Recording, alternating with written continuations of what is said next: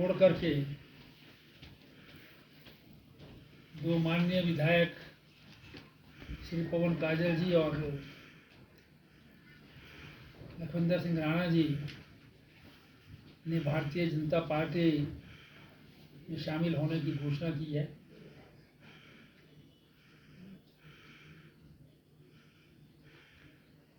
विधानसभा में मानसून सत्र में जो कांग्रेस के नेता बड़े बड़े दावे कर रहे थे, अब उनको ये मालूम पड़ गया होगा कि कौन कौन विधायक जो है वो संपर्क में है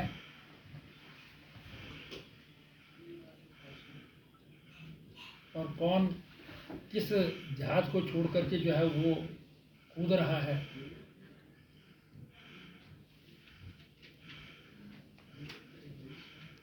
आज शिमला के एक बड़े होटल में अपने आप को आम कहलाने वाले नेता जो है वो दिल्ली और पंजाब से आए थे।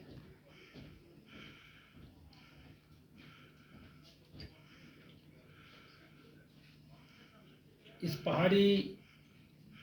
शांतिप्रिय प्रदेश में क्लास जैसे जो भर्तियां हैं वो सारी जो है पब्लिक सर्विस कमीशन के थ्रू सरकार में होनी चाहिए।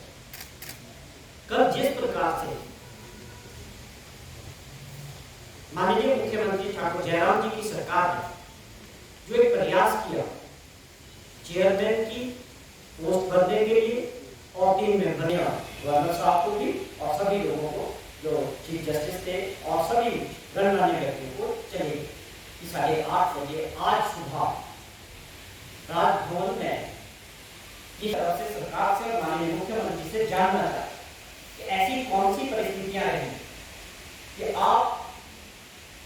डॉक्टर रचना गुप्ता जी को और ऐसे कौन से कारण थे कि अमूमन जनरली ऑफिसर काफी आवर्स जो होते हैं वो 5 से 10 के बीच होते हैं। सारी चीजें रात को 1 बजे ये सारी रुक जाती है, ये ऐसे कौन से कारण? आप क्या इसके पीछे क्या मंशा? मैंने जैसे जिक्र किया कि कॉन्स्टिट्यूशनल बॉडी है, बहुत इंपॉर्टेंट बॉडी है स्टेट की, ये प्रदेश की जनता को बताना चाहिए सरकार को और मुख्यमंत्री जी कि आपका क्या क्राइटेरिया है, आप किस मेरिट पे, तो आपका क्या प्रोसीजर आप अडॉप्ट करती है सरकार। कोई तो क्राइटेरिया रखते हो, कोई तो मेरिट होती होगी, कोई तो प्रोसीजर अडॉप्ट हुआ क्या। यहाँ मुझे बहुत बड़े सवाल है, अगर ये सब कुछ हो रहा था तो ये इसके पीछे कांग्रेस पार्टी ये भी जानना चाहती है। क्लास वन जैसे जो भर्तियां हैं वो सारी जो है पब्लिक सर्विस कमीशन के थ्रू सरकार में होनी चाहिए। कल जिस प्रकार से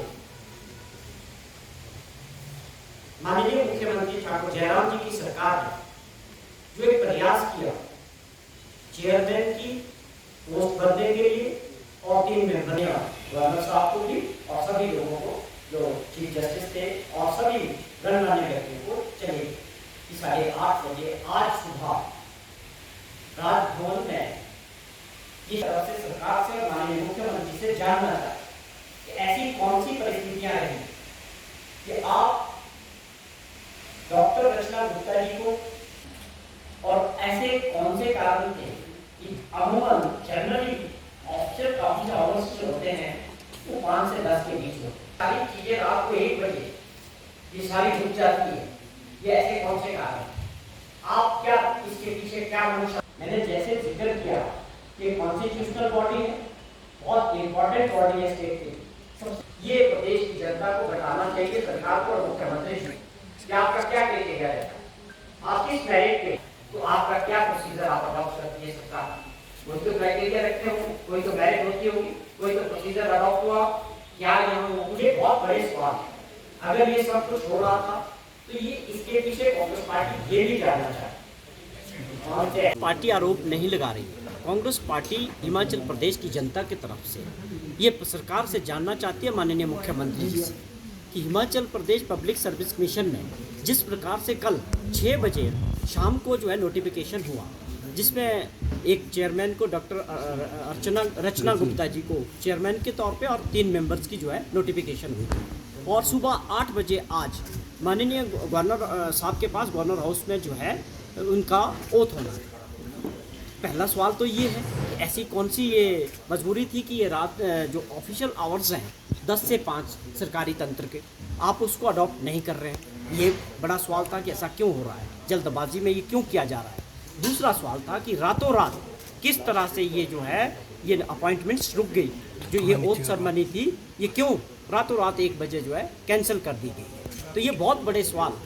पब्लिक के हैं, हिमाचल प्रदेश की जनता के। खास तौर पे अगर हम एक संवैधानिक संस्था की बात करते हैं, सबसे प्रेस्टिजियस ये जो संस्था है हमारे लिए, जहाँ से हमारे जो बड़े ब्यूरोक्रेट्स हैं या क्लास गेजेटेड ऑफिसर्स की नियुक्तियाँ जो है Himachal Pradesh public service commission के थ्रू होती हैं, आप ये सभी जानते हैं। और सरकार ने जिस प्रकार से विधानसभा में अभी कहा कि हज़ारों की संख्या में अभी नियुक्तियाँ अलग अलग डिपार्टमेंट्स में होनी है और उसमें से हज़ारों नियुक्तियाँ जो है पब्लिक सर्विस कमीशन के थ्रू होनी थी। तो एक अपने आप में बहुत बड़ा सवाल है कि आप सरकार की मंशा क्या थी, आपकी इनकी नियुक्तियों को लेके क्या प्रोसीजर आपने अडॉप्ट किया,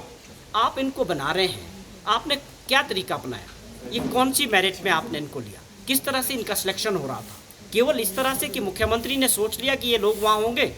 आप इसको क्या समझाना चाह रहे हैं, क्या आपकी मंशा थी, क्या आप उन नियुक्तियों को लेके जिस प्रकार से पहले भी हिमाचल प्रदेश में नियुक्तियाँ हुई है वो एक पूरे पब्लिक डोमेन में जो उसमें एक धांधलियाँ हुई है, तो हम चाहते हैं कि इस संस्था को बचाने का ये सही समय है। आप नियुक्तियाँ करिए, जो इसका प्रोसीजर है उसको अडॉप्ट कीजिए और उसके आधार पे मेरिट के आधार पे इस संस्थान को बचाने का जिम्मेवारी हिमाचल प्रदेश की जनता की भी है, कांग्रेस की भी है और सरकार की भी है। और ये रातों रात ये जो खारिज हुई है, ये रुक गई है, इसके पीछे क्या कारण है, ये हिमाचल प्रदेश की जनता को, मुख्यमंत्री को बताना चाहिए कि कहाँ से रुकी ये, क्यों हो रही थी और क्यों रुकी। ये बहुत बड़ा प्रश्न है कांग्रेस पार्टी का भी और हिमाचल प्रदेश की जनता का, ये अपने आप में बताने की आवश्यकता है। नेता प्रतिपक्ष एक ऐसे दल का पदार्पण और उसे यहाँ पर घुसपैठ करने के लिए लाने का प्रयास जो है वो दिल्ली के नेता कर रहे हैं।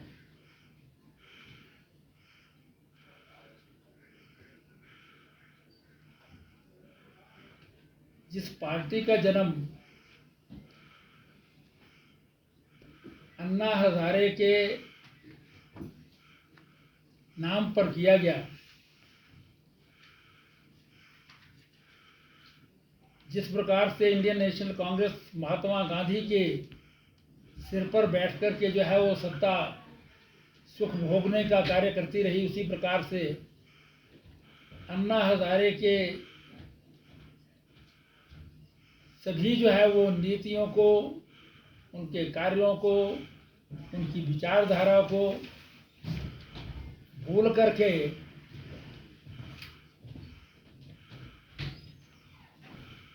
अर्बन नक्सलवाद से प्रभावित कुछ लोगों ने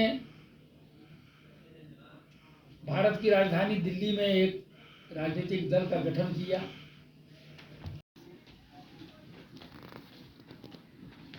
झूठ जिसके लिए वो जाने जाते हैं उसका प्रचार प्रसार करने का प्रयास कर रहे हैं।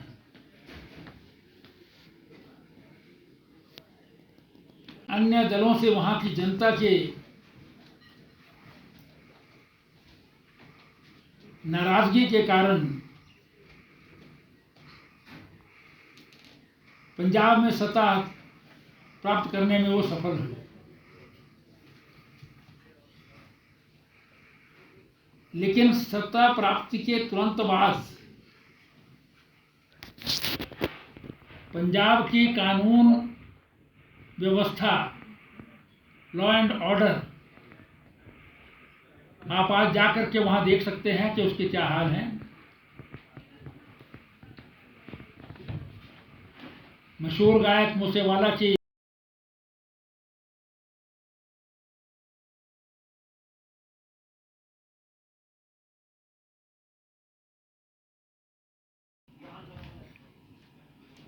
वो शायद दुनिया में सबसे ज़्यादा जो है बेहतरीन है, ऐसा कहने का प्रयास कर रहे हैं।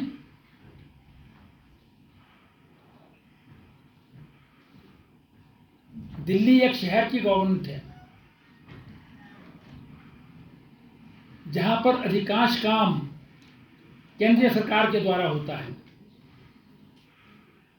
दिल्ली का लॉ एंड ऑर्डर हो, दिल्ली का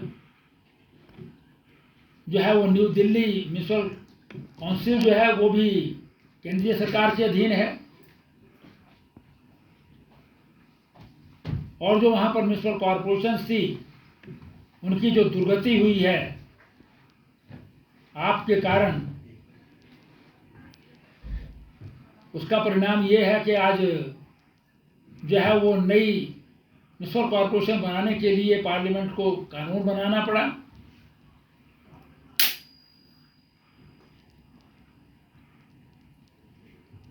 शिक्षा का जो है वो नाम लेकर के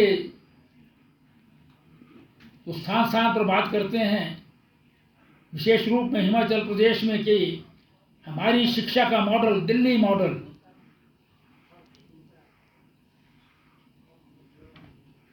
लेकिन दिल्ली और हिमाचल प्रदेश, इसमें तुलना कोई हो सकती है? हिमाचल प्रदेश में अर्बन क्षेत्र टोटल 61 अर्बन लोकल बॉडीज हैं हिमाचल प्रदेश में, पूरे प्रदेश में, और दिल्ली तो अपने आप में जो है पूरा जो है वो अर्बन महानगर है।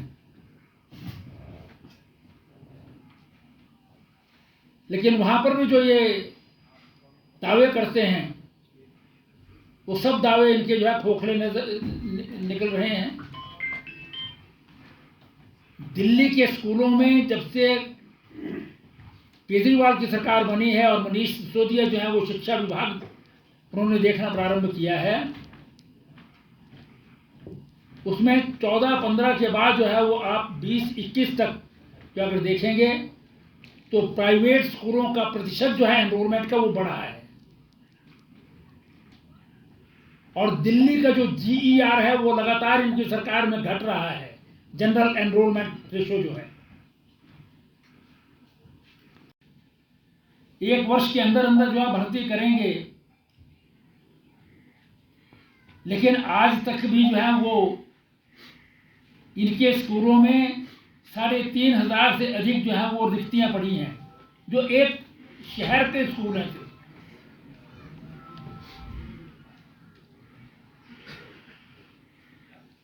जिन स्कूलों को ये मॉडल स्कूल का नाम लेते हैं वो केवल मनीष सिसोदिया की कंस्टिट्यूंसी में, और मेरी जानकारी के मुताबिक जो मैंने स्वयं देखा है बतौर शिक्षा मंत्री भी, और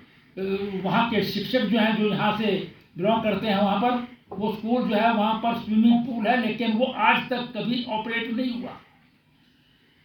वो बंद रहता है, उसमें ताला रहता है।